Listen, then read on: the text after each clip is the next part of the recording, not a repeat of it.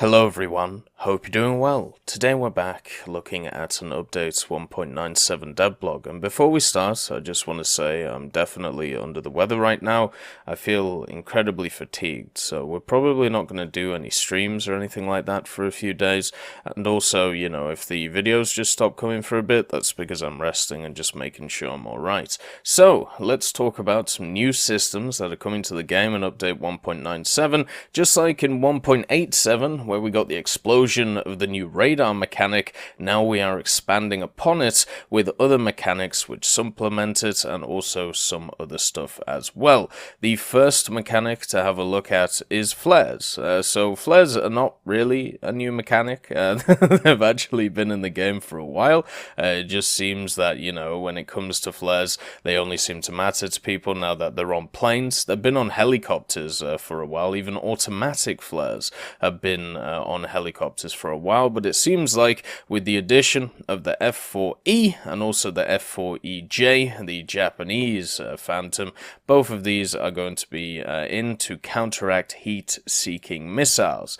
So as it says here, firing flares will allow most air-to-air missiles to be directed in the wrong direction, but don't forget that such a trick will not work with missiles launched from surface-to-air missile SAM systems, which are guided by laser beam. So these are going to be great in air-to-air engagements. They're going to be really nice when it comes to dealing with other aircraft. And once again, when it comes to a lot of these mechanics, they're coming in for the toppest rank of vehicle, and that means that it puts another barrier between them and the other vehicles in the game. It's something that I've talked about for a while. It's not really power creep, it's more mechanic creep in a weird way.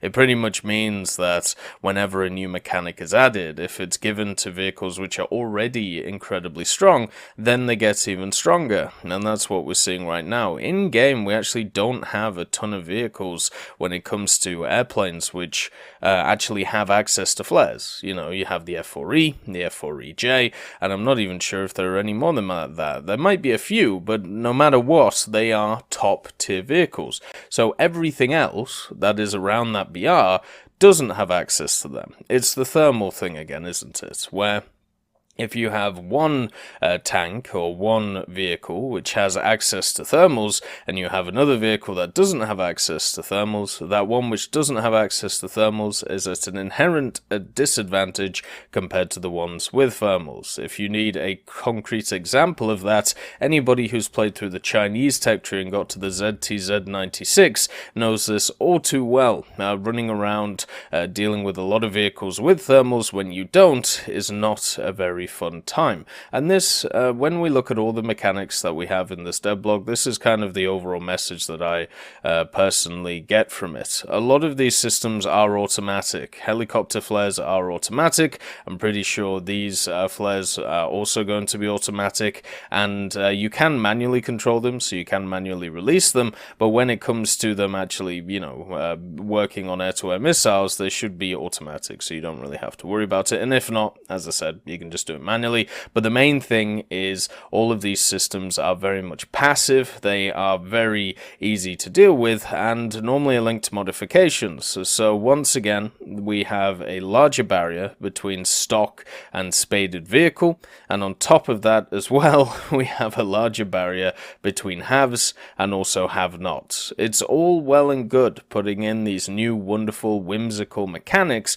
but at the end of the day, if you're not able to, as a system, be able to balance these mechanics between not just aircraft but nations, what is even going to happen? Now, the way that they balanced it at top tier for aircraft is they've just made everybody fight everybody, but then there's still not a reason to play the lower BR vehicles compared to the higher ones. There is no reason to play a 9.7 into a 10.3, or at least even attempt to, because you'll just get annihilated. Same, of course, with the tanks when it comes to thermals, when it comes to laser laser rangefinders, when it comes to ESS, when it comes to smoke grenades, when it comes to scouting. All of these different things give everybody a little bit of an advantage in different ways. The next mechanic which is on offer is a constantly computed impact point, or the CCIP, and the way this is going to work is pilots of modern attack helicopters will be able to shift parts of the work of pointing with the automatic system,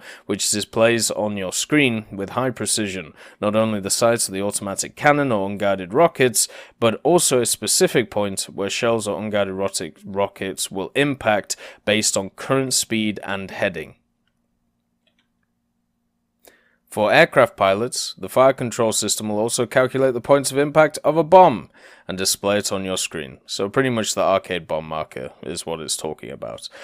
So when it comes to helicopters, for me, when I look at top-tier helicopters, they are the most stark example of vehicles which are the haves, and then everybody else is the have-nots. It's why a lot of people are clamoring for another helicopter EC mode where you have just lower BR helicopters against lower BR helicopters, because it's not very fun being in an AH-1G trying to grind through a tech tree and getting annihilated by a K-50, a K-52, an Apache, a Eurocopter Tiger, a G-Lynx, any of these vehicles, which of course are much higher BR.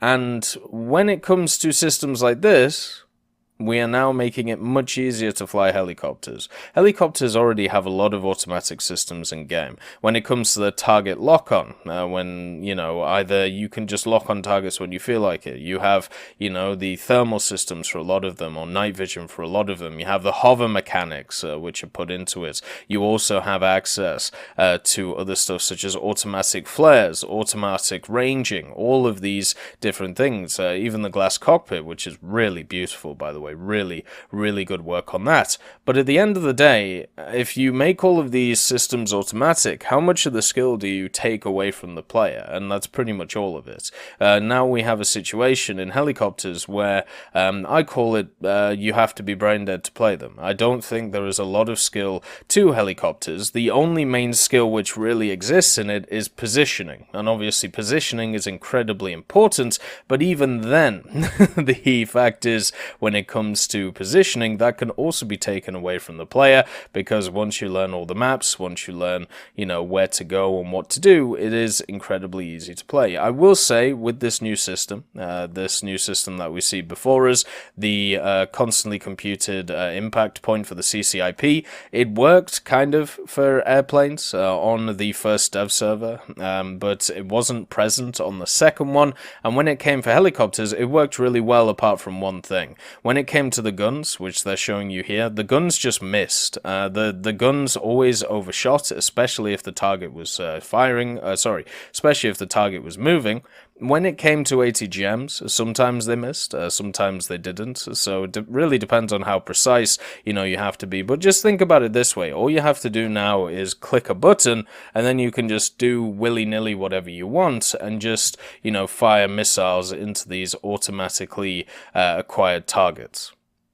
Now, this also adds a new layer to the game, which kind of worries me, because the other thing is there was a vehicle which was released last year, the Eurocopters, the Eurocopter Tiger mainly, and what we had from the Eurocopter Tigers is, of course, the fact that with the German one, they added a very interesting missile, which actually doesn't have access to its full capabilities. So if you go back to the Devblog, if I can find it really quickly, is it this one? Let's see. But the fact, here it is. So it says here, in addition, we have added to equip the PARS 3LR missile in a nuanced format to the German Tiger. We are doing this to keep the German Tiger competitive with other nations' top helicopters. Fire and forget and volley fire will not be available to this missile at this stage, as we believe it will tip the balance too far in its favor. The PARS 3LR will operate according to the algorithm of missiles with semi-active homing capabilities and ability to attack from the upper hemisphere in relation to the target.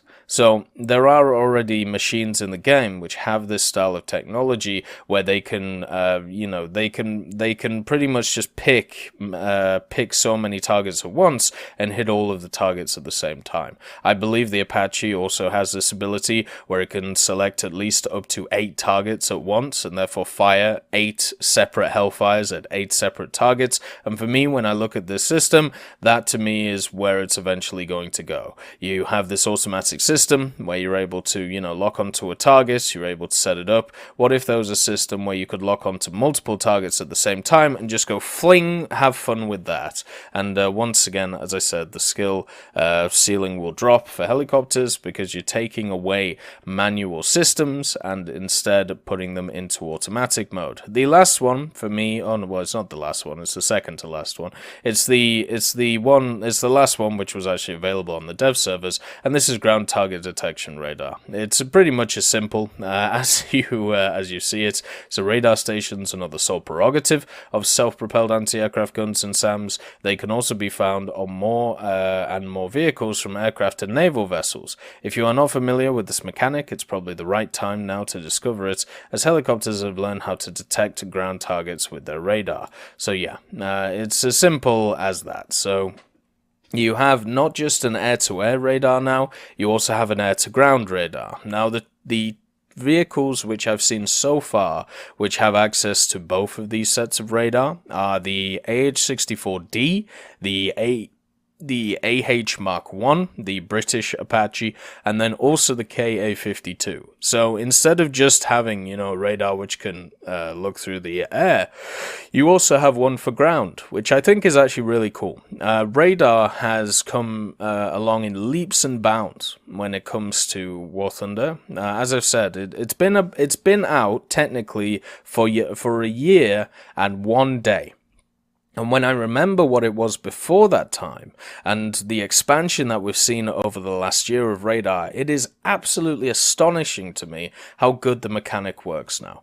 It still has a few issues when it comes to detection. It still has a few issues when it comes to, keeping track on targets. But the main thing is, if you just compare it to what we had a year ago, it is miles ahead of my estimations, at least, when it comes to it. So to see, air-to-ground radars come along with air-to-air radars for specific helicopters is really awesome. Also, along with the RWR system, all the other automatic systems that are around, it really is starting to look more like a modern game would when it comes to all of these systems. So it's lovely to see for many modern helicopter pilots and also air pilots, which I'm sure will also have some forms of air-to-ground radar and also air-to-air radar if their machines were able to use them.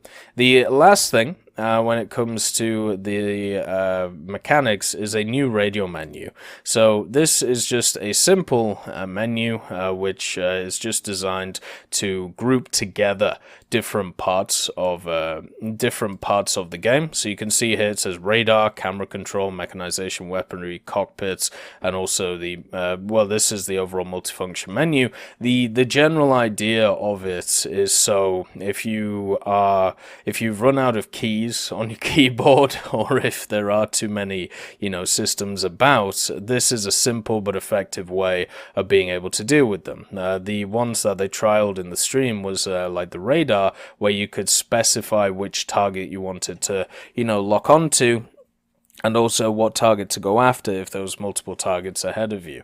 They also made it, with the weaponry, what you could choose, to fire and all of this stuff. So for me, this is a really cool addition. It is also something which is easier to do, in my opinion, when it comes to just having a keyboard. But you've got to remember, War Thunder isn't just a PC game. It's also an Xbox game. It's a PlayStation game. It may even become more platforms in the future game.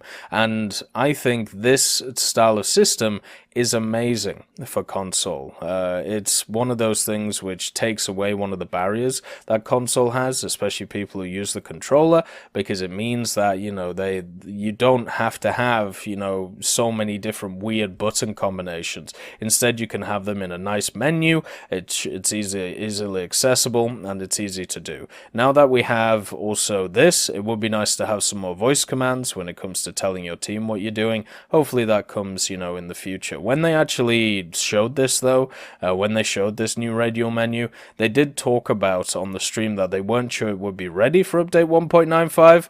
Looks like it's going to be. So isn't that a wonderful thing? It's lovely to see more mechanics in the game in the form of this top tier stuff mainly, but then again, that is where the game is going. It's lovely to see. Hopefully we see some more mechanics when it comes to like cluster bombs, when it comes to some more Shrug music stuff in the future, but you've just got to sit in awe when looking at these new systems. Hopefully they don't have too many bugs when they come out, at least on the dev server. A lot of them worked pretty well, apart from, obviously, the radio menu, because it wasn't there. Anyway, I hope you all have a wonderful day, and I'll see you next time. I just want to thank Ambrosius McClellan, B. Young, Blackie, Chris Giltnane, Daniel Stanton, Jay Wilt, John Ryman, Martinez, Super Cacti, Trigger Hippie, Eugens Terry, and also Elove Goat and Samuel Slick for supporting the channel.